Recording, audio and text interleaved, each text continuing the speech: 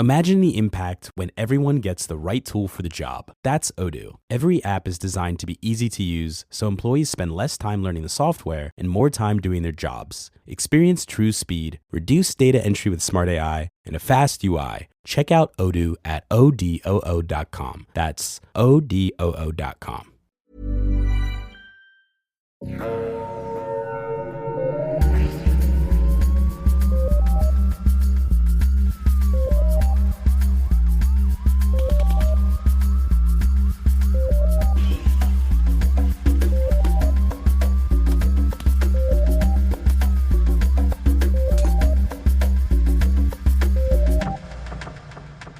Bonjour tout le monde et bienvenue à Un peu de crime dans ton café, le podcast où on jase de crime en prenant un café pendant que Catherine me fait des grimaces. Je suis votre animatrice Audrey et bien entendu, je suis avec Catherine qui me fait les dites grimaces. Comment ça va, Catherine?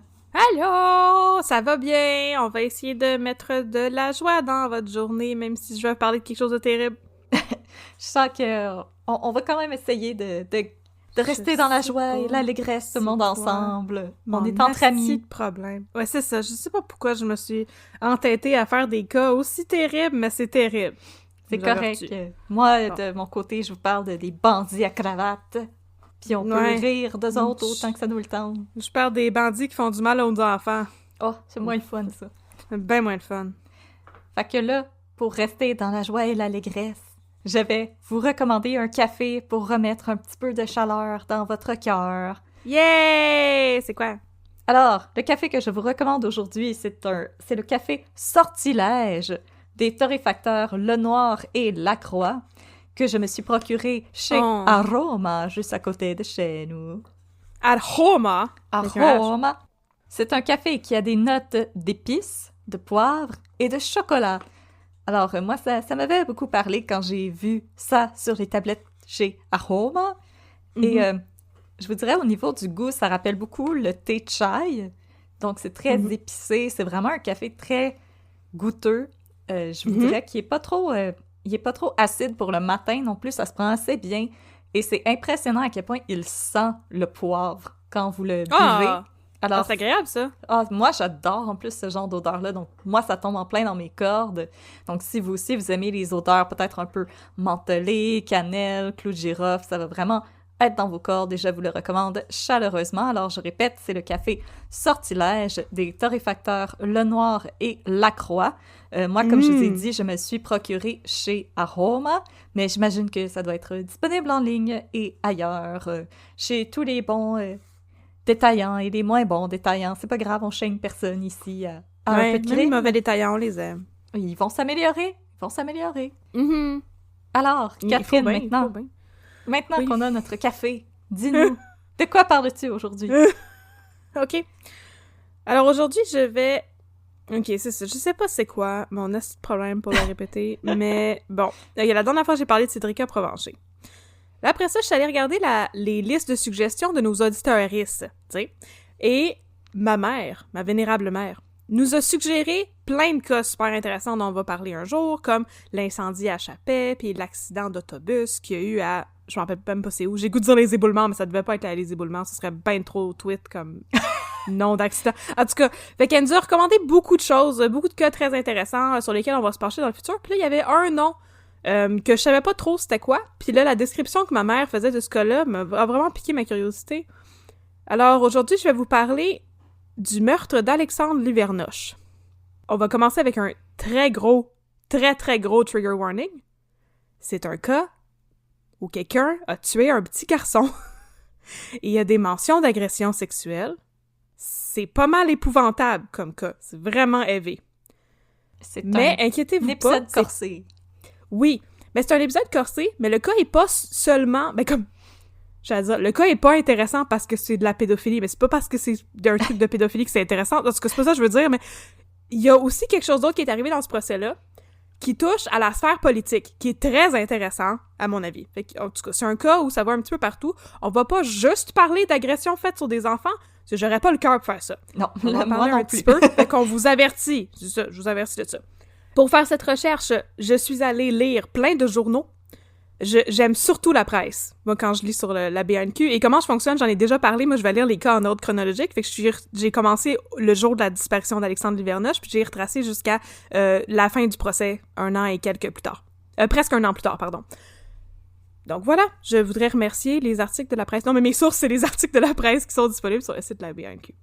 OK, êtes-vous prête à mettre un peu de pédophilie dans votre café? OK. C'est épouvantable, je sais, c'est ma tasse épouvantable. avec hésitation, mais je pense OK. qu'on est prêt à mettre un peu de crème dans notre café. Allons-y. OK. Ça commence le matin du 4 août 2000 à Sorel-Tracy. Alexandre Livernoche est un petit gars de 13 ans. Il mesure 1,52 m et pèse 56 kilos. Ah! C'est précis. Alexandre va se rendre ce matin-là, c'est un vendredi, avec un groupe dans un champ pour ramasser des cocombes. Il y a une petite job, tu sais, d'étudiant, il ramasse des légumes. Je pensais que c'était une sortie de classe un peu weird. Non. Il fait partie d'un groupe qui va ramasser des cocombes dans un champ à Saint-David, pas très loin de Sorel-Tracy. Fait que là, il part, comme d'habitude, avec son petit lunch, puis tous ses amis, puis il s'en va dans le champ ramasser des cocombes. Quand il revient le soir, il débarque à l'arrêt d'autobus, il va à une cabine téléphonique, il appelle sa mère. Il lui dit « Il y a un de mes amis qui m'a invité à se baigner chez eux. Fait que je vais aller chez eux, puis je vais t'appeler vers minuit pour avoir un lift pour venir à la maison. » Moi, je trouve que minuit, c'est tard quand il... Ouais. Puis il avait le droit de sortir jusqu'à minuit à 13. Ben oui, sa mère, elle a dit oui, tu sais, il y a pas de problème. Fait que... Je juge pas. Non, c'est ça. Puis écoute, c'est pas parce qu'il avait le droit de sortir jusqu'à minuit qu'il est arrivé. Ça, il y a pas rapport par tout. Non. Donc, il appelle sa mère et dit « Je m'en vais me baigner chez un de mes amis, puis tu sais, je vais t'appeler plus tard pour avoir un lift. » Mais on ne l'a plus jamais revu. Alors, le lendemain, le 5 août, sa mère, quand elle se lève le matin, elle pense qu'il a passé la nuit chez son ami, tu sais, puis qu'il va aller direct travailler à son champ de cocombes, tu sais. Alors, elle appelle la police le soir, à 19h45, quand elle réalise qu'il est jamais revenu de sa journée de cocombes. Oh, ça en fait du temps. Et la police va être immédiatement sur le cas. Le 8 août, déjà, il y a un appel dans les journaux. Il y a des battues qui sont organisées. Mais entre-temps, la police a déjà quelqu'un dans leur mire.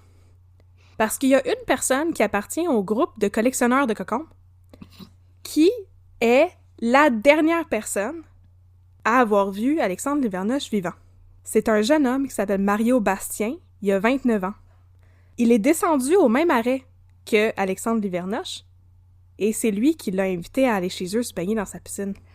Oh non. Non. Oh non. Fait que dès le début, la police est intéressée à interroger ce gars-là. Avec raison. avec raison, effectivement. Bon hunch. Donc, il est questionné au début de la semaine suivante. Fait que ça, on est rendu, mettons, c'est ça, peut-être le 8 août. Il nie son implication. Il va revenir voir la police le 9 août aussi, de manière délibérée, volontaire. Il va être questionné pendant 7 à 8 heures, dépendamment des sources. Et pendant cet interrogatoire-là, il va avouer à la police qu'il a tué et agressé Alexandre Livernoche. Oh mon Dieu. À ce stade-là, on n'a pas retrouvé le corps encore. Ça part rough, cette histoire-là. Ça part très rough. Les détails rough, ils vont et ils viennent, comme vous allez voir. Je regarderai plus les cocombes de la même manière. De la même manière, pas pantoute. Très rapidement, Mario Bastien va flancher et avouer à la police qu'il a tué Alexandre Livernoche. Il veut pas leur dire où se trouve le corps. Mais le corps va être trouvé très rapidement parce que dans cette période-là, il y a eu des grosses pluies torrentielles.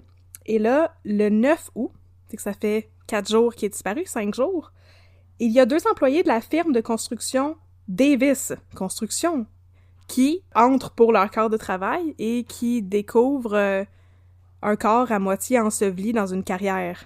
C'est une carrière qui longe l'autoroute 30 à la hauteur du boulevard Saint-Louis, juste pour vous dire. Et la raison pour laquelle il est justement à moitié enterré, c'est parce qu'à cause des pluies torrentielles, ça fait bouger la terre et le sable et ça a partiellement déterré le corps d'Alexandre Livernoche. Je tiens à dire que s'il y a un endroit où je veux pas travailler, c'est une carrière. J'ai l'impression qu'il y a pas mal d'affaires là-dedans que je veux pas trouver. C'est une bonne place pour cacher un cadavre, mais... donc, ouais. C'est ça, j'ai lu dans une source, j'ai pas pu le confirmer ailleurs, que justement, la police a reçu l'appel de la découverte du corps pendant qu'il était encore en train de parler avec Mario Bastien, le 9 août. Donc, il savait qu'il était mort, il restait à trouver le corps, tout ça est arrivé simultanément, fait que bien sûr, il a été arrêté. Les funérailles vont se tenir quelques jours plus tard, le 12 août 2000. Et le 15 août, Mario Bastien est en prison déjà. Il appelle une journaliste du Journal de Montréal, Maude Goyer, pour lui faire une confession par téléphone. Oh. Il va lui affirmer qu'il a tué Alexandre Livernoche à coups de couteau à patate. Oh my God! Il va lui dire, dans sa confession, il pleure, il est vraiment en détresse totale, Mario Bastien. Là. Il pleure, il dit qu'il est un écœurant, qu'il est un monstre, pardon, qu'il a fait quelque chose d'écœurant. Il dit que il voulait pas faire ça, il a jamais voulu faire souffrir quelqu'un, qu'il sait pas ce qu'il a pris. Il raconte tout ça à la journaliste au téléphone, là. Quand il raccroche, il va appeler un autre journaliste. C'est comme sa soirée d'appeler des journalistes pour faire des confessions, là. J'ai comme pas le cœur de faire la joke « Sir, this is a Wendy's ». Je sais, mais c'est vrai. En tout cas, il devait pas s'attendre à ça, ces journalistes-là. Non, je sais pas. Puis à ce stade-là, Mario Bastien, il avait déjà un avocat de la défense, puis je suis pas mal sûre que son avocat, il aurait pas suggéré de faire ça du tout, mais... Ensuite, il va appeler aussi Patrick Turgeon, qui travaille pour Les Deux Rives, un journal de Sorel, et va lui aussi lui faire une confession. Puis dans une de ces deux confessions-là, je sais pas laquelle, il va dire au journaliste qu'il a l'intention de plaider coupable, tu sais. Puis il va épargner un procès à tout le monde. Mais il va revenir sur sa parole assez rapidement. Et il va y avoir un procès pour le meurtre d'Alexandre Livernoche. Mais avant ça, il y a quelque chose de bien funky qui va se passer. Oh. Le 26 août, on va apprendre que, en fait, Mario Bastien, au moment où il a tué Alexandre Livernoche, aurait dû passer toutes ses nuits dans un centre de détention de Sorel parce que techniquement, il était encore un détenu du système carcéral. Il est encore en prison. Ben voyons donc.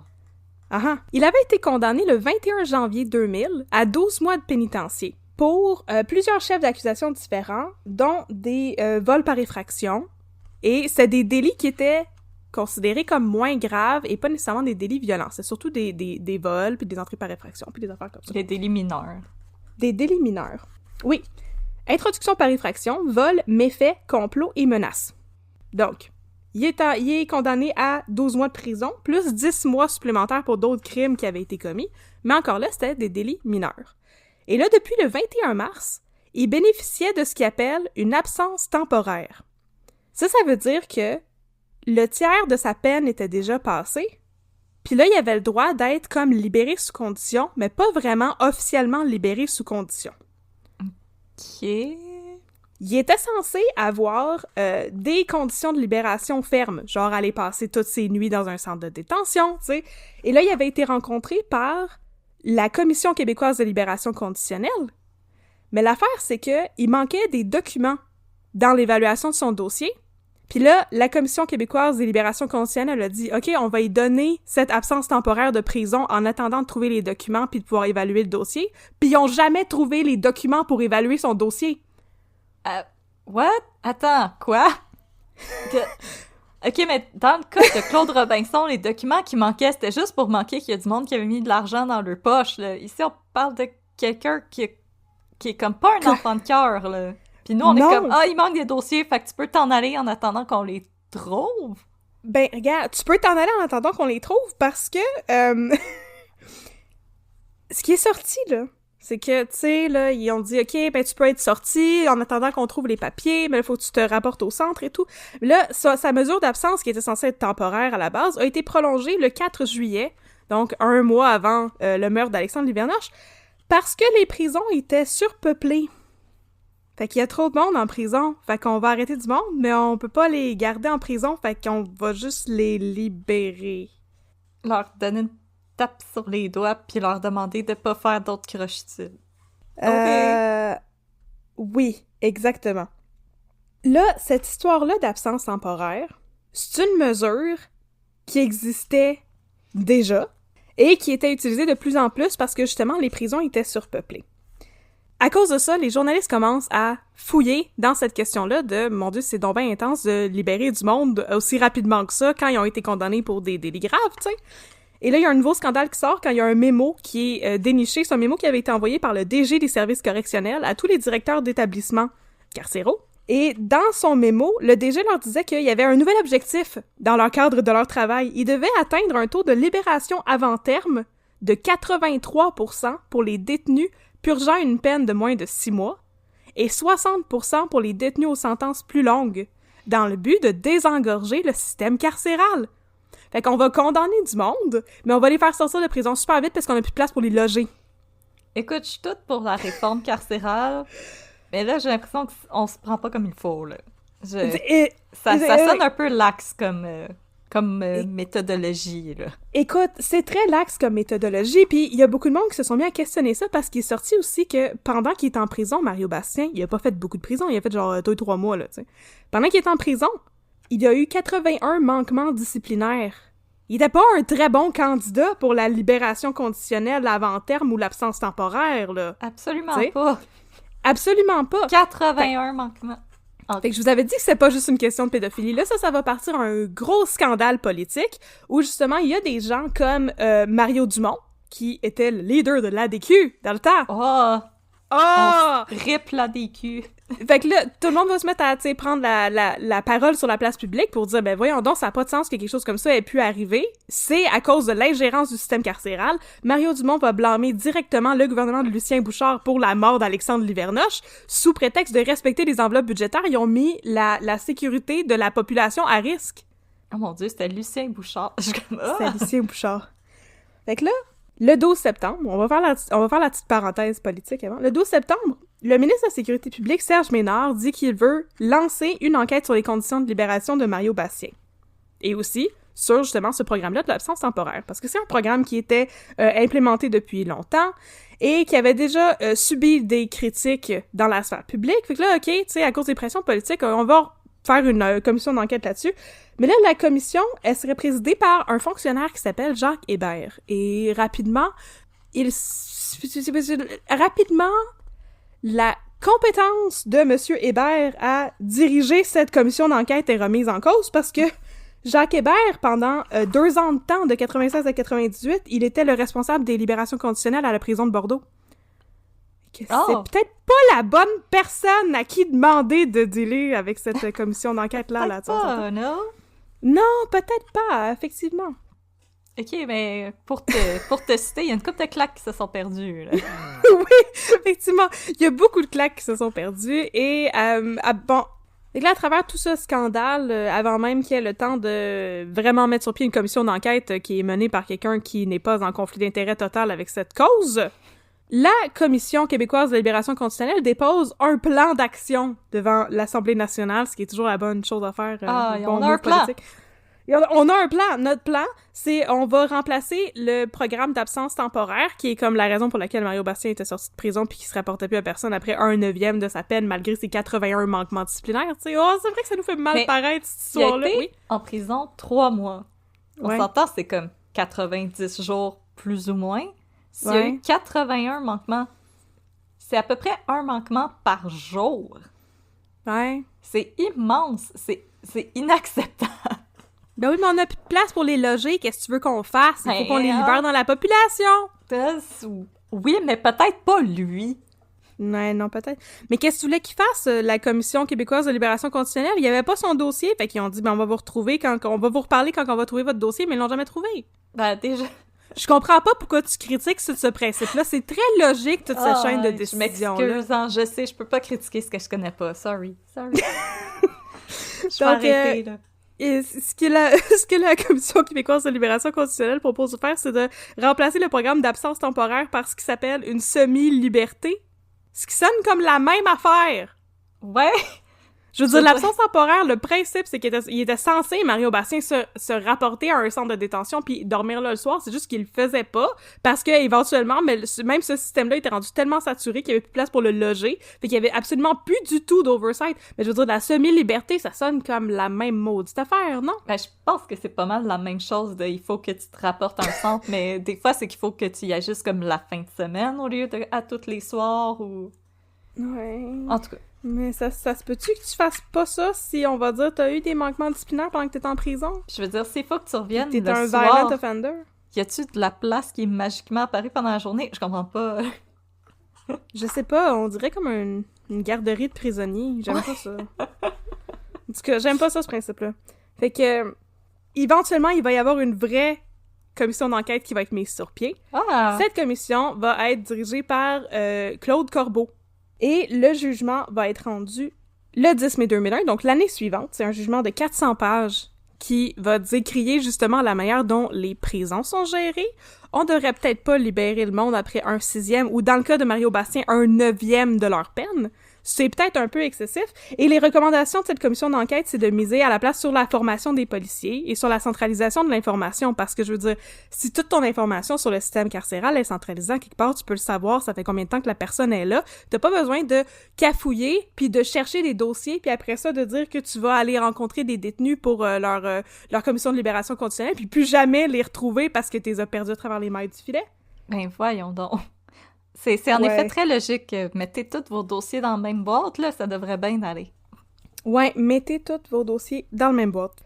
Fait que là, en gros, pour finir cette petite parenthèse politique, il y a eu un gros scandale puis une grosse réaction au niveau du public parce que, ben, c'était un crime terrible, mais aussi parce que c'était un crime qui aurait pu facilement être prévenu par le fait de, tu sais, enforcer comme du monde les mesures qu'on a mises en place au niveau du système carcéral, tu sais. T'sais, on a un système carcéral, on peut l'utiliser, tu sais, il est là, il nous fait des beaux yeux, tu sais, on pourrait comme, hein, s'en servir. Les prisons sont déjà là, elles sont construites, pis tout, là, on pourrait les gérer comme mieux, t'sais, au lieu de respecter les enveloppes budgétaires. Tu sais, il y a des beaux meubles pour mettre des documents chez Ikea, ils sont pas si chers que ça. Ils sont beaux. Non! Ah! Il y en a qui se barrent, en plus, Hey, je sais, c'est malade. Mais c'est ça, là, faut dire que, à ce stade-ci, ce qui était sorti sur le passé de Mario Bastien, ça concernait justement uniquement les infractions dont j'ai parlé tantôt. Donc, de l'entrée par effraction, des vols, des méfaits, des complots et des menaces. Ça n'avait pas vraiment de lien avec les enfants. Ça avait pas nécessairement de lien avec des comportements gros guillemets violents, parce que je veux dire, l'entrée par effraction, c'est pas mal violent, là. Des vols, c'est violent aussi, mais... Tu sais, c'est comme... Certaines personnes auraient pu argumenter que, ben, de toute manière, on pouvait pas prévoir que ce genre de crime-là allait arriver, fait que c'était bien correct de laisser Mario Bastien sortir puis juste être dans la population régulière. Okay. Mais la vérité, c'est que... Oui. Mais la vérité, c'est que c'est pas vraiment vrai. Oh no! On nous a menti! On nous a monté un beau grand bateau! Grand bateau! On nous a fait de belles grandes vagues! Mais... mais... Non, c'est ça. Fait que maintenant qu'on a fini cette petite parenthèse, on va recommencer à parler de choses atroces faites à des enfants. Yeah! Le 31 octobre 2000 commencent les procédures préliminaires contre Mario Bastien. Donc, l'enquête préliminaire. Parce que bien sûr, avant de faire un procès, ça prend une enquête préliminaire, savoir s'il y a de la cause pour faire un procès. Mais tu sais, quand t'as déjà fait ta confession à la police, puis à 2 journalistes... Je pense on peut passer à la prochaine étape. On peut passer à la prochaine étape. Mais ce qui arrive d'intéressant pendant Ce qui arrive d'intéressant pendant cet événement-là, le 31 octobre, c'est que le frère de Alexandre Livernoche, qui s'appelle Jimmy Livernoche, 15 ans, il essaie d'attaquer Mario Bastien. Il va essayer de comme sauter par-dessus les box là, tu sais, des accusés et tout dans la cour pour aller comme tabasser Mario Bastien. En cours, oui, en cours.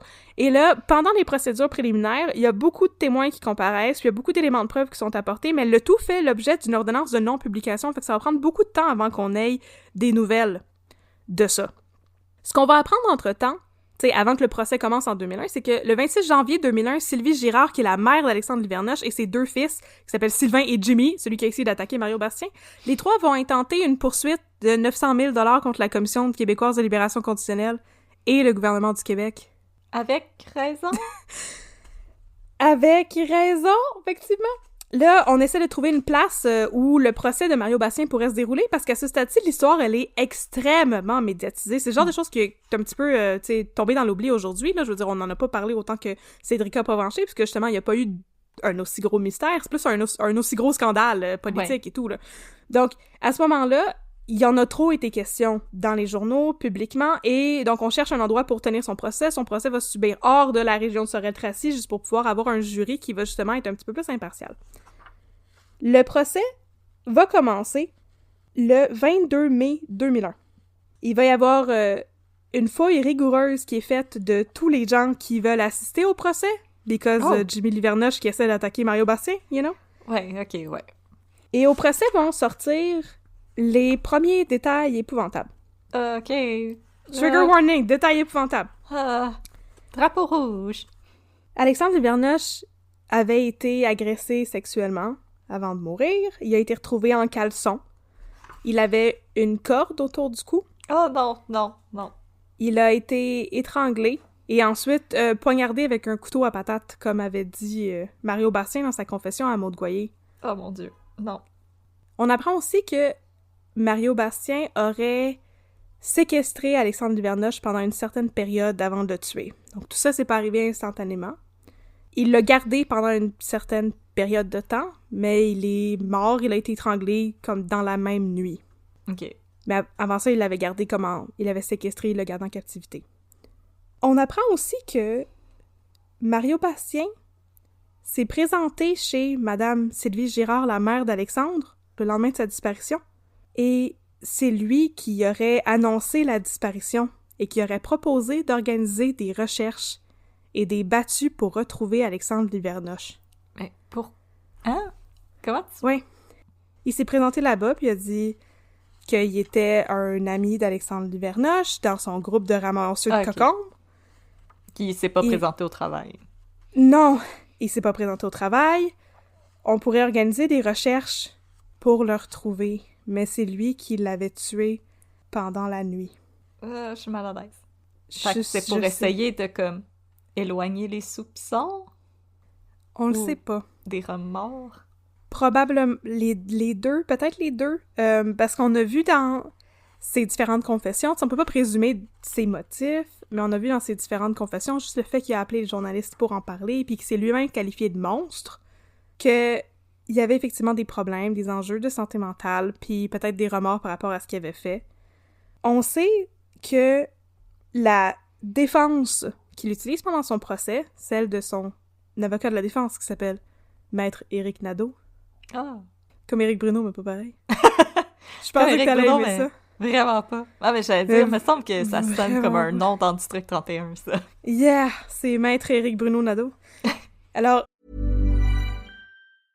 Business software is expensive. And when you buy software from a lot of different companies, it's not only expensive, it gets confusing, slow to use, hard to integrate. Odoo solves that because all Odoo software is connected on a single affordable platform. Save money without missing out on the features you need. Odoo has no hidden costs and no limit on features or data. Odoo has over 60 apps available for any needs your business might have, all at no additional charge. Everything from websites and sales to inventory and accounting, all linked and talking to each other. Check out Odoo at odoo.com. That's odoo.com.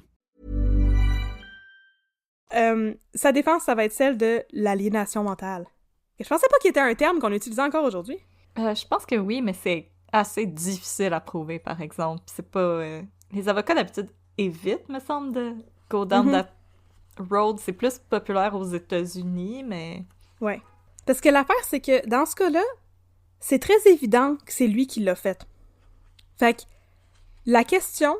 c'est pas de savoir s'il est coupable, c'est savoir pourquoi il a fait ça, puis s'il est comme criminellement responsable parce que il est en pleine possession de ses moyens, mettons, quand les crimes ont été commis. Ouais. Fait qu'ils vont plutôt mettre l'accent là-dessus au procès. Ce que Mario Bastien va dire en cours, c'est qu'il a commis ce crime-là pour se venger de la société qui le qualifiait de pédophile. Là, je vais préciser ça. Ouais, parce que là, dans ses condamnations en prison et tout, il n'était pas question de ça. OK? C'était des rumeurs qui circulaient. Okay. Il y a une femme qui vient témoigner en cours qui s'appelle Claudette Champagne. Claudette Champagne est une amie de Mario Bastien. C'est une mère de famille, elle a 38 ans. Et Mario Bastien, il était responsable de garder le bébé, le fils de 4 ans, pardon, de Madame Claudette Champagne. Donc, il faisait du babysitting chez elle. Ça faisait un petit bout qu'il faisait ça, elle le connaissait bien, tu sais. Okay. Puis un jour, justement, ils ont commencé à circuler en ville des rumeurs comme quoi Mario Bastien serait un pédophile. Puis à cause de ça, ben, elle l'a renvoyé. Elle est demeurée... des rumeurs, ils sortaient de... Je sais pas. OK. Je sais pas. On va pouvoir en reparler un peu, mais je sais pas du tout. OK. Mais elle est quand même restée en contact avec Mario Bastien, elle le considérait comme un de ses amis, et elle dit qu'elle a reçu sa visite l'après-midi du 5 août, donc le lendemain, tu sais, de la mort d'Alexandre Livernoche, OK. et qu'elle a été alarmée parce qu'il lui parlait justement du fait qu'un de ses compagnons de collecte de cocombes avait disparu, mais il parlait de lui comme s'il était déjà mort. Puis ça, Oh. elle a trouvé ça pas mal inquiétant, tu sais. Et là, apparemment, Bastien aurait rappelé Claudette Champagne de la prison entre le 9 et le 12 août. Il avait déjà été incarcéré, ils ont trouvé le corps le 9. Et au téléphone, il lui aurait fait une confession Encore? dans un... Ouais, il était bien fort là-dessus, dans un langage très cru. Puis ça, c'est une affaire que la défense a beaucoup mis l'accent là-dessus au procès, le fait qu'il avait appelé autant de gens pour se confesser. C'est pas nécessairement quelque chose que quelqu'un qui est en pleine possession de ses moyens va faire une fois que t'es arrêté. Ouais, OK. Tu vas pas appeler tout le monde pour Non. leur dire comment t'as tué Alexandre Livernoche puis pourquoi. Non, tu te gardes une petite gêne. Donc c'est ça. Mario Bastien il aurait fait de nombreuses confessions à de nombreuses personnes, y compris cette madame-là, qui est venue parler de sa réputation et qui est venue parler justement du fait que tout le monde disait qu'il était un pédophile, puis c'est tout bien incriminant. On a une dernière preuve qui est présentée par la couronne. C'est le médecin légiste qui vient faire son témoignage. Et là, il y a d'autres détails alarmants qui vont sortir. Donc, Mario Bastien, d'abord, il avait dit qu'il avait tué Alexandre Livernoche à coups de couteau à patate. Ensuite, ben, il a fait d'autres confessions comme quoi il l'aurait étranglé. Apparemment, à travers tout ça, Alexandre Livernoche n'était pas mort. Oh non! Il est mort d'asphyxie dû à du sable qui est rentré dans ses voies respiratoires quand il a été enterré dans la carrière. Oh non, non. Mais Oh. malgré ça, ben, il y avait des marques de... Il a été retrouvé avec une corde au cou, fait que ça corrobore les confessions de Mario Bastien. Il y avait aussi beaucoup de blessures par arme blanche et beaucoup de fractures. On pourrait en déduire que Mario Bastien l'avait battu avant de l'étrangler, de le poignarder. C'est un geste d'une très rare violence. Oh, ça veut dire que ça a été long. Ça veut dire que ça a été long avant qu'il meure, malheureusement. Ça n'a pas été très long parce que le lendemain, il était mort. Fait qu'au moins, Mais c'était... c'est long. En moins de 12 heures, ça s'est bouclé, cette histoire-là. Ce qui est comme le seul silver lining dans cette maudite histoire. Mario Bastien va témoigner à son propre procès. Ce qui est pas un super bon move dans aucun des cas. Mais dans ce cas-ci, ça pourrait être un bon move puisque leur défense, c'est l'aliénation mentale. Donc, ils vont le faire parler. Ça va prouver au jury qu'il a peut-être pas nécessairement toute sa tête. Il dit que justement, il a fait ça par esprit de vengeance à l'égard de la société en général. Et c'est là qu'on va apprendre que Mario Bastien est un homme qui a grandi dans le système des centres jeunesse et des familles d'accueil. OK. Donc, lui, il a passé toute son enfance à voler d'une maison d'accueil à une autre maison d'accueil, d'un foyer d'accueil à un autre, dans la grosse instabilité. Quand il traversait à travers tout ce système-là, il aurait lui-même été victime de pédophilie et aurait été agressé par d'autres enfants, d'autres garçons avec qui il habitait. Oh. Il dit qu'il a agressé Livernoche pour assouvir ses fantasmes parce que il avait un problème de pédophilie, ça c'est selon sa propre confession, là, depuis l'âge de 18 ans, donc depuis une dizaine d'années, mais il avait toujours résisté à ces impulsions-là. Donc, il y avait un rapport assez malsain envers la sexualité, puis justement, il réprimait ces pulsions-là, puis éventuellement, il était plus capable. Puis c'est pour ça qu'il a agressé Alexandre Livernoche. Oh mon Dieu. Ça, c'est quelque chose que Mario Bastien a de la difficulté à venir raconter en cours parce que, initialement, il a pas parlé d'agression à la police quand il a fait sa confession pendant 7 heures de temps, 7-8 heures de temps. Il a juste dit qu'il l'avait tué. Et il voulait pas avouer qu'il l'avait agressé, puisque lui-même avait été victime de ça. C'était pas comme... Il était pas en paix avec le fait d'être pédophile. Tu comprends ce que je veux dire? Ouais, il y avait honte. Il y avait honte, ouais. Il y a un témoignage d'un psychiatre. Puis ça, c'est ben tweet.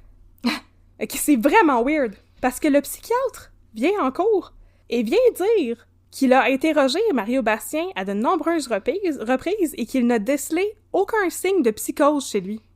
Fait qu'il vient de dire qu'il est totalement sain d'esprit. Mais il était là pour témoigner pour la défense. Oui, c'est super weird. Ce qu'il dit, c'est que Bastien serait juste un homme violent et frustré et un pédophile avoué qui serait, selon, je cite le docteur Chamberlain, un sadique sexuel et qui aurait possiblement une personnalité limite, donc un trouble de personnalité limite. Ouais. Mais l'affaire, c'est que il y a eu un premier sexologue qui a rencontré Mario Bastien, qui s'appelait Édouard Beltrami, puis lui-même avait évalué Mario Bastien, puis dit, oui, c'est un narcissique sexuel, puis c'est un sadique et tout, mais son rapport était pas concluant, puis a comme été discrédité par un deuxième psychiatre qui est venu dire qu'il était totalement en contact avec la réalité quand toutes ces choses-là se sont déroulées, puis comme en pleine possession de ses moyens. C'est bien weird comme move de la part de la défense, là. Ouais. Ouais. Qu'est-ce que vous faites? Mais que faites-vous? Au terme de tout ça, est-ce que tu veux deviner le verdict? J'imagine coupable. Ouais, effectivement. Puis là, ils ont essayé de rectifier la belle histoire de l'absence de prison et tout, là. Et il a été condamné, Mario Bastien, le 13 juin 2001, à la prison à perpétuité sans libération conditionnelle possible avant 25 ans. Donc, ça va s'en venir bientôt, la libération conditionnelle possible de Mario Bastien. C'est ça que ça veut dire. Ça fait quasiment 25 ans. On est vieilles, Oh my God. On est vieilles, on a mal Ah! dans le dos. On peut pas boire du café trop tard. Ouais. Pour finir, je vais vous laisser avec un témoignage de Lucie Valérand, qui est une ancienne professeure de Mario Bastien, qui a repris contact avec lui une fois qu'il a été condamné à la prison, puis qui est retourné en prison. Puis elle a entrepris comme une correspondance avec lui. Puis elle dit que il faut pas juger rapidement quelqu'un comme Mario Bastien, parce que Mario Bastien, tout ce qu'il a fait, c'est perpétuer un cycle de violence et qu'il est, lui aussi, une victime. Et c'est sur cette affirmation très downer puis plate à mort que se conclut le meurtre d'Alexandre Duvernoche. C'est vraiment d'une tristesse épouvantable. Ah, je sais pas pourquoi ma mère m'a recommandé de lire là-dessus, mais j'espère que t'es contente, maman, l'épisode est fini. C'est fini, on peut go our merry way. On peut commenter aussi. Moi, je trouve que toute la question excuse-moi, mais la question de l'ingérence des prisons, moi, ça m'a infiniment amusée. Ouais. Puis, c'est ça. Tu sais, toute l'affaire on n'aurait pas pu prédire qu'il allait faire ça parce qu'on savait pas qu'il avait des tendances pédophiles. On aurait très facilement pu le déduire si n'importe qui s'était intéressé le moindrement à son parcours dans les centres jeunesse et dans les foyers d'accueil. Mais Le moindrement. je sais pas, il me semble. J'étais sous l'impression, puis là, vous pouvez me dire non, j'ai tort. J'étais sous l'impression qu'une personne incarcérée, on faisait un petit peu justement son parcours, puis il me semble que ça fait partie de leur dossier, d'habitude, les gens qui ont évolué dans ces milieux-là, parce que... Ouais, mais il y a eu un manque vraiment flagrant au niveau de la commission de libération conditionnelle, parce que je veux dire, dans ces conditions de libération conditionnelle, tu sais, d'habitude, dans l'absence temporaire, ils sont censés avoir les mêmes conditions, fait que tu te rapportes à un officier, tu sais, tu peux pas consommer de l'alcool, tu peux pas quitter le pays, tu sais, t'as un couvre-feu, blablabla. Mais, excuse-moi, là, être en contact avec des enfants, ça aurait dû être non, là! Mais c'est ça, s'il y avait eu Ouais. dans son dossier ces détails-là sur sa vie, Ouais. il y aurait aussi eu l'interdiction d'être en présence d'enfants. Il aurait pas pu avoir ce travail-là, il aurait pas pu se tenir proche de ces jeunes-là. Non, c'est ça! En plus, comme des pédophiles en libération conditionnelle qui n'ont pas accès à l'Internet, qui doivent eux aussi se rapporter régulièrement, puis justement, qui n'ont pas le droit d'habiter proche d'une école, qui n'ont pas le droit de se trouver un emploi proche d'une école, je veux dire, ça sert à ça, les dossiers des gens, là. Ça sert à gérer leurs conditions de libération, puis je suis pas en train de dire, tu sais, moi, je suis 100% pour la réforme carcérale, mais faut que ça se fasse comme il faut, là. On peut pas juste dire, OK, les prisons sont pleines, merci, bonsoir, là. Il faut qu'il y ait un suivi, je veux dire. Il y a vraiment eu une grosse ingérence ici, c'est flagrant, là. Effectivement. Mais écoute, si parmi vous, auditoristes, il y a des gens de qui ont été dans les systèmes de famille d'accueil, etc., on n'est pas en train de critiquer ça, je veux dire. Non, du tout. C'est pas du tout le problème. Le problème, ça a vraiment été de faire le suivi avec cette personne-là, de faire un meilleur suivi aussi au niveau de qu'est-ce qui se passe quand les gens sont dans ce système-là. C'est pas la première fois qu'on entend parler de quelqu'un qui se fait abuser dans ces parcours-là, là. Ouais, lui se faisait abuser par d'autres enfants. Ouais, puis... C'est ça. Je veux dire, la fillette de Granby, il y a pas longtemps, est-ce que c'était un cas de... Je ne connais pas cette histoire. Ok, je t'en raconterai pas. C'est pas la fillette qui se faisait battre par ses parents? Ben, c'est la fillette qui a été retrouvée morte attachée sur une chaise. Ouais, ok, c'est ça. Non, je veux pas entendre parler de ça. Non, on va arrêter ça là, c'est trop downer! C'est bien trop downer. Écoute, moi, je trouvais que c'était downer pis plate à mort. Puis là, c'est ça. Fait une petite note joyeuse pour finir, c'est que en 2006, il a été annoncé qu'il y avait eu une entente hors cours par rapport à la poursuite contre la Commission québécoise de libération conditionnelle. Et Sylvie Girard, la mère d'Alexandre Livernoche, n'a pas voulu divulguer le montant de l'entente, mais elle a dit, et je cite, que son calvaire était terminé. Oh, au moins si la famille a pu avoir un peu de paix. Ouais, ils réclamaient 900 000 $, fait que je sais pas combien ils ont eu. J'espère qu'ils ont eu les 900 000 $ au complet.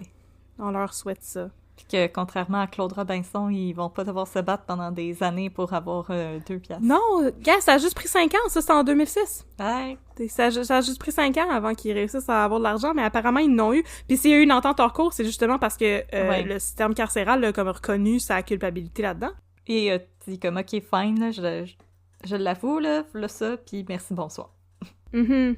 Bon ben, sur cette note beaucoup plus légère. Ouais, c'est super joyeux. Merci beaucoup à ma mère de m'avoir conseillé de lire cette histoire-là. C'était épouvantable. Puis après l'histoire de Cédrica Provencher, c'était épouvantable. Alors, on vous promet, on va délaisser un peu les enfants...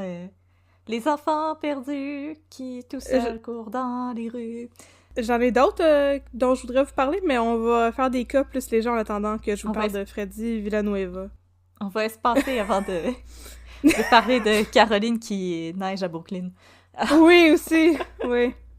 Alors, merci, chers auditeurs, et merci à Catherine pour ce cas qui, franchement, je pense, nous fait réfléchir. C'était très intéressant. Mm-hmm. Si vous aimez ce que vous entendez, n'oubliez pas de nous laisser une note sur Apple Podcasts et sur Facebook. C'est ce qui nous aide à prendre de l'expansion et à se rendre dans des nouvelles oreilles près de chez vous. Oui, faites ça parce que le monde qui nous laisse des reviews sur Apple Podcasts, là, c'est tout le temps quand ils sont fâchés contre nous. Puis, je comprends, là, c'est comme tu manges la mauvaise bouffe au restaurant, tu vas aller sur Google puis dire que c'est de la chenoute, mais quand tu manges bien, ben, tu penses pas à aller laisser un review. Mais on espère que vous mangez bien avec nous. Puis que ça vous a pas trop déprimé, ce cas-là, puis que vous buvez bien votre café, puis que vous nous aimez. Fait que si vous nous aimez, ben, puis que vous vous retrouvez sur Apple Podcast, puis là, tout à coup, vous trouvez le piton avec les étoiles, là, ben, on vous invite à nous laisser une critique pour nous dire que vous mangez bien avec nous. Yeah!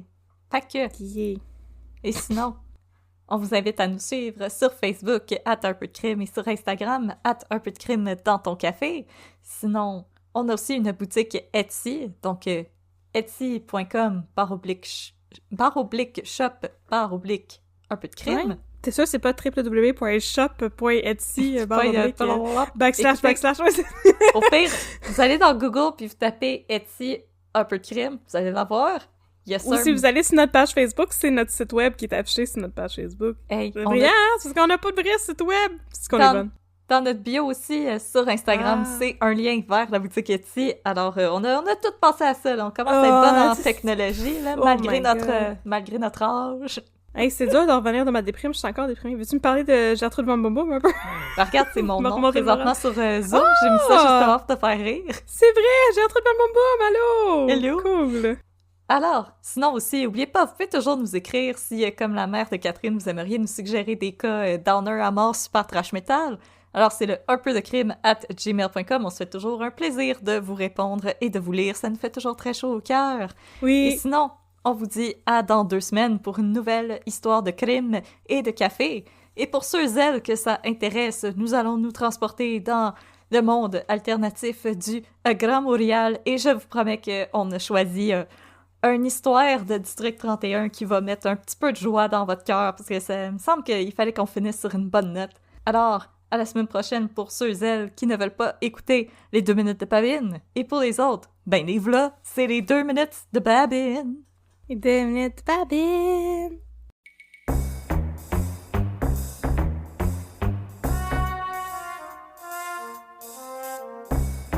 Alright mon chum, j'espère que t'es bien assis puisque j'ai une histoire pas pire drôle à te raconter. Oui, je suis bien assis et je dors sur mes 2 oreilles en sachant que la plupart des prisonniers sont libérés après 60% de leur peine. Ça, c'est quand on les pogne. Quand on fait notre job. Faire notre job, voyons donc. Ça fait juste 2 mois que Boupou s'est fait tirer d'en face, voyons donc. Ben sérieux, ça, 2 mois, voyons donc. Fait que là, partner. Oui. C'est l'histoire d'une madame qui retombe au poste OK. pour faire une plainte, parce que sa mère est dans un CHSLD. Un CHSLD? Puis dans le CHSLD, il Oui. se distribue des chocolats à la marijuana. Oh! Chanceux, mais Oh, ouais, ça doit La pas goûter bon. laitue du démon. Oh! C'est vrai, hein? Très, très belle métaphore, madame. Hey! Hey! OK, oui. Fait que là, elle veut faire une plainte, mais en même temps, elle sait pas tellement si elle peut faire une plainte, parce que je veux dire, c'est légal, là, l'épisode date de 2020. 420, Blaze It. 420 et 2020, blaze it. Yeah! Puis là, elle dit « Ah, j'avoue que je vois pas vraiment la différence entre ça puis ma mère qui irait à la SQDC s'acheter une petite surprise. Ouais! » Mais là, quand même, les Une petite enquêteurs douceur. qui se retiennent pas tellement pour pas y rire d'en face, ils demandent, ben là, est-ce qu'ils ont conscience de ce qu'ils consomment ou est-ce que c'est le personnel, tu sais, qui leur glisse sur le site, parce que ça, c'est illégal. Ben là, tu peux pas spiker le monde avec des petits chocolats à la surprise. Non, tu peux pas spiker le monde et la peine d'emprisonnement pour avoir spiké quelqu'un est quand même assez haute, donc pensez-y Pour deux vrai? fois. Ah oui, Ok. j'avais regardé, c'est une assez longue peine, donc faites pas ça même si c'est drôle. Mais c'est correct, tu vas juste en faire un 9e, anyway. Écoute, tu vas faire un 9e si tu J'ai tiens tranquille. perdu toute foi en système carcéral à cause de cette maudite histoire. Fait que là, on dit, ah, tu sais, ils ont-tu conscience de ce qu'ils consomment? Puis elle dit, oui, mais comme, j'aime pas ça, que ma mère, elle consomme ça, j'ai peur qu'il y arrive quelque chose. Puis là, eux autres, J'ai ils peur rient. qu'elle ait trop de fun. La peur a trop de fun. Puis là, elle les sort de sa sacoche, les bonbons aux potes, puis elle Ah, l'offre à Babine. Puis Babine est comme, oh, sans façon, madame! Oh, c'est gentil, je travaille, Ah. là. Je finis à 5 heures. Parce que je suis en train de travailler, moi. Oh, Mais finalement, le personnage dont le nom m'échappe complètement, qui a remplacé Madame Catherine. Van Boom Boom. Gertrude Van Boom Boom, qui a remplacé Catherine Proulemé, qui avait attrapé la COVID, donc qui a été absente de district Ah. pendant 2 semaines. Ah, Sergent Van Boom Boom. Sergent Van Boom Boom. Elle dit, je vais quand même aller faire un tour, parce que, tu sais, des fois, avec... on va quand même parler aux dirigeants du CHSLD, parce que des fois, avec les médicaments, ils pourraient avoir des effets secondaires qui pourraient être un peu dangereux pour les... Le CHSLD. au CHSLD, parce que ça pourrait être dangereux Oh non. pour les Il locataires. pourrait la faire de population. la psychose Il sénile. pourrait faire de la psychose. Mais la madame, c'est bonbons aux potes. Elle Ouais. les a laissés sur le bureau à Noélie. OK. Fait que les gars, là, Ouais. ils se disent « Hey, on va avoir du fun! » OK. Fait que là, J'ai peur, Chiasson, là. il vient jaser avec eux. Puis ils disent Ouais. Hey, veux-tu du chocolat? Puis tu sais, Chiasson, là, c'est tout un homme, hein? Mais Fait que là, c'est il- illégal de spiker le monde, Patrick Bissonnette, on vient de le dire, Cibolac, t'écoutais pas? Fait que là, Oh, tu sais, il est en train de faire un update avec ses SD, tu sais, comme toi, Stéphane, qu'est-ce que tu fais? Comme d'habitude, on sait pas trop qu'est-ce qu'il fait. rip. Bruno, il fait... Bruno puis Patrick sont sur l'affaire avec le juge Pellan qui s'est fait assassiner par un livreur de FedEx. Puis là, il arrête pas de manger, là, puis ça y va, là, puis ça y va par là, tu sais. Ah, c'est Puis pas là, correct, les- ça. Puis là, les gars, ils se regardent, là, puis ils se retiennent pour pas rire, mais sont à peu près aussi discrets qu'un éléphant dans un champ de mine. Puis là, à un moment donné, Chiasson, il dit « Moi, je veux que vous vous concentriez sur l'affaire du juge Pellan, là, fait que tout le reste, on lâche ça. » Puis là, Patrick, il dit « Oh, est-ce que tu veux dire que tu veux qu'on gèle l'affaire? » Puis là, les gars se peuvent plus, tu sais, ils braillent. Puis là, Chiasson, il est comme « Hey, je vous dis, vous autres, des fois, là, j'ai l'impression d'être sur une autre planète. » Puis là, il s'en va. Je trouve même pas ça drôle. C'est pas correct de Non, donner du pot au monde à leur insu, Non. si bol. Mais là, Ah! les gars, eux autres, ils se trouvent vraiment drôles, tu sais. Fait que là, Stéphane, il va raconter ça à Jérôme. Moi, haha. Ben non, c'est Cibolac, c'est son délégué syndical. C'est un Jérôme, arc. délégué syndical, qui Un rit arc. à n'en tomber à terre. Ben voyons donc. Puis là, Stéphane est comme, oh, parle-en pas à personne, c'est drôle, en s'il vous plaît. Mon Dieu, pourquoi il roule ses airs tout d'un coup? C'est ça. Mais il y a quand même un gros accent Parle-en keb, pas à Stéphane. personne! Parle-en Parle-en pas à pas à personne. personne! Il y a quand même un gros accent keb, Poupou. C'est correct, c'est parti de ton charme. Parle-en pas à personne! Parle-en pas à personne, parle-en pas à personne. Puis là, on voit Chiasson, tu sais, qui descend un corridor, là, puis on voit qu'il est pas là, puis il est comme, voyons, qu'est-ce qui se passe? Je pense que j'ai mangé de quoi, les gars, là? Les gars, ça rit. Puis là, à un moment donné, Chiasson, il va dans son bureau, puis il dort. Il dort. Puis là, les gars, ils trouvent ça drôle, ils sont comme l'autre côté des vitres. Puis là, Bruno, il est comme, c'est-tu dangereux ce qu'on a fait? Tu sais, c'est le temps de se penser Oui. maintenant. Oui, ça l'est! La réponse, Oui, c'est oui. s'il y avait une urgence, une visite du directeur de la police, Hey, je s'il y pense avait n'importe... que Charles Saint-Denis, il l'aurait pas trouvé drôle. Hey, petit coco! Voyons donc, Cibolac! Moi, j'aurais été la méga casseuse de party de toute cette situation. Alors, tout le monde aurait été des casseuses de party, parce que je répète, donner quelque chose qui contient de la drogue à quelqu'un sans son consentement, c'est illégal. À 200%. Ouais, puis Illégal. c'est pas le fun. La peine de prison est quand même assez longue. Au-delà de ça, c'est moralement douteux. Et là, Ah, si bol! Bruno, il dit « Ah, t'es sûr que c'est pas dangereux? » Puis Patrick, il dit « Oh, au pire, il va faire de l'apnée du sommeil. » Qui est Non. tout Au aussi pire- dangereux. Au pire, il va se réveiller, il va encore être gelé, il va vouloir prendre son char, il va faire un accident, et Ouais, parce que les Je- gars, ils font juste rire puis s'en aller. je suis dépassée par cette histoire-là, ça a donc ben pas de bon sens, c'est Que Stéphane, il finit par arriver. Puis lui aussi, il fait juste rire avec les gars, là. Puis il y a personne qui surveille Chiasson pour être sûr que, justement, ils prennent pas son auto pour retourner chez lui. Fait que Ok. c'est l'histoire de la fois que les SD ont enfreint la loi pour faire une joke à leur commandant. Je répète, Ok. c'est illégal. Donner des substances illicites aux gens sans leur consentement. Puis je pense que si t'en donnes à un commandant de police, ça va aller encore plus mal. Mais dans le monde de District 31, c'est pas grave, parce que c'est drôle. Parce qu'il y a jamais rien qui a des conséquences. Non, les femmes peuvent Sauf quand harceler le monde sexuellement meurt. les hommes, et c'est très très drôle. Oui, sauf quand le monde meurt, ça c'est une grosse conséquence. Ah, tabarnouche, hey, je suis pas fière. Yo, c'était Wow. pas une bonne Wow, joke, les wow, gars, ça wow, aurait pu wow, mal wow, finir. wow, wow, wow. Faites pas Wow, ça wow, wow. à la maison. Non, faites pas ça. Babine, tu Mon nous Dieu, faites déçois. pas ça! Non, faites pas ça, c'est super Oh! dangereux. C'est Surtout, tellement dangereux, je reviens pas. puis il a mangé un Tupperware, là, comme gros de même, là, comme rempli. Mais c'est trop! C'est beaucoup trop, surtout pour quelqu'un qui ne consomme pas. Puis C'est en plus, beaucoup! les edibles, c'est plus fort que juste fumer un joint, là. Mais je veux dire, il y aurait pu avoir comme, tu sais, des problèmes avec différentes sortes de psychoses, puis c'est très, très dangereux, puis ça peut être psychotrope. Oui, Non. c'est super dangereux. Je suis en train d'inventer des affaires. Il aurait pu faire un bad trip, Écoute. il aurait pu même faire un empoisonnement, parce qu'il en a mangé énormément. Ouais. Il aurait Donc, pu se rouler en boule en dessous d'un divan puis pleurer pendant des heures et des heures et des heures. Si Puis- ça aurait été downer puis plate à mort. Il aurait pu être une femme enceinte. Il aurait pu, Il aurait les pu. conséquences sur le fœtus. Non, mais tu peux pas faire ça, voyons donc. Puis même dans des trop grandes quantités, je pense qu'il pourrait y avoir des dommages cérébraux. Donc, on répète, on fait pas ça. C'est une fiction et ça doit le rester. Parce que je répète, c'est illégal et c'est super dangereux. Donc on ne fait pas ça. Wow. Mais le Hey, client, pas, lui, il trouve ça drôle. Il trouve ça drôle. pas bravo. Pas bravo, mes chums. Slipper de la drogue au monde, harceler sexuellement les gens. C'est drôle. Tout est drôle. Pas de conséquences. Wow, ok. Ah, c'était le fun. Tu m'avais dit que ça allait être le fun, comme 2 minutes de babine après notre histoire terrible. Ok, Plus le fun que des enfants qui meurent. effectivement.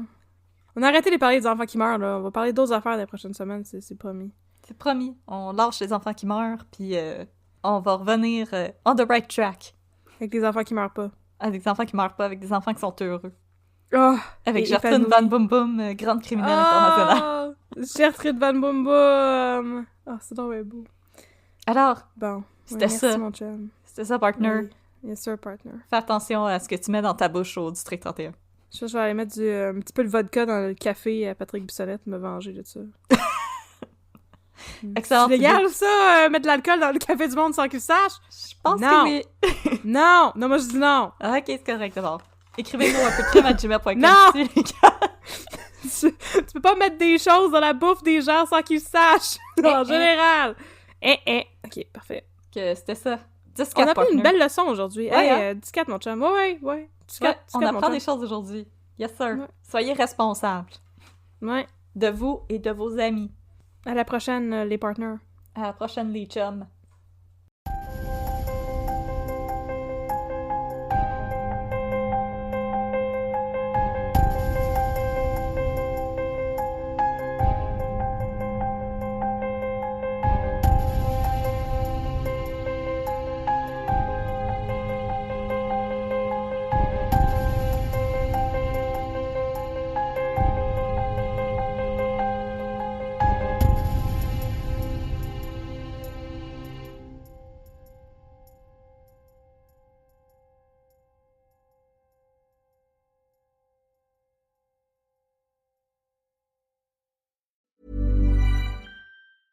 Business software is expensive. And when you buy software from a lot of different companies, it's not only expensive, it gets confusing, slow to use, hard to integrate. Odoo solves that because all Odoo software is connected on a single affordable platform. Save money without missing out on the features you need. Odoo has no hidden costs and no limit on features or data. Odoo has over 60 apps available for any needs your business might have, all at no additional charge. Everything from websites and sales to inventory and accounting, all linked and talking to each other. Check out Odoo at odoo.com. That's odoo.com.